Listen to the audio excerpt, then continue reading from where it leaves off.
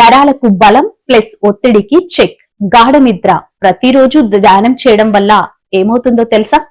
National library of medicine ప్రకారం వేలేళ్ల క్రితం ఆధ్యాత్మిక అవసరాల కోసం ప్రారంభమైన ధ్యానం ప్రస్తుతం ఒత్తిడిని తగ్గించుకోవడానికి ఒక సాధనంగా మారింది. ఇది ఒక రకమైన మైండ్ బాడీ మెడిసిన్.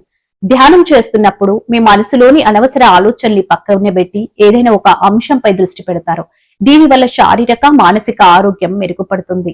ధ్యానం శరీరాన్ని మనసును రెండింటిని ఆరోగ్యంగా ఉంచుతుంది. దీన్ని ప్రతిరోజు చేయడం వల్ల ఒత్తిడి హార్మోన్ అయిన కార్టిసాల్ తగ్గి మీరు ప్రశాంతంగా రిలాక్స్ గా ఉంటారు.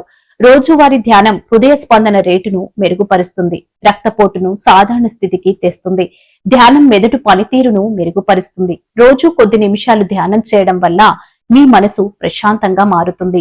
యోగ శాస్త్ర దృక్పథంలో ముఖ్యంగా బికేఎస్ అయ్యంగారు యోగా పద్ధతిలో ధ్యానం అంటే కేవలం కళ్ళు మూసుకొని కూర్చోవడం మాత్రమే కాదు, ఇది మన అవగాహనను శుద్ధి చేసే ఒక లోతైన ప్రక్రియ.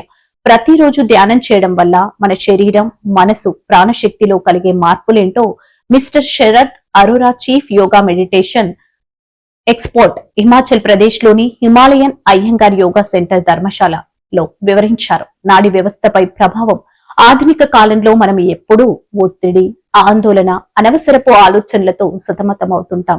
దీనివల్ల మన శరీరం ఎప్పుడు ఫైట్ ఆర్ ఫ్లైట్, పోరాడు లేదా పారిపో అనే స్థితిలో ఉంటుంది.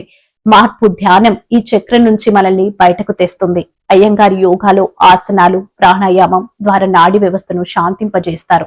ఇది ఒత్తిడిని తగ్గించి మనసును ప్రశాంతమైన స్థితికి చేరుస్తుంది.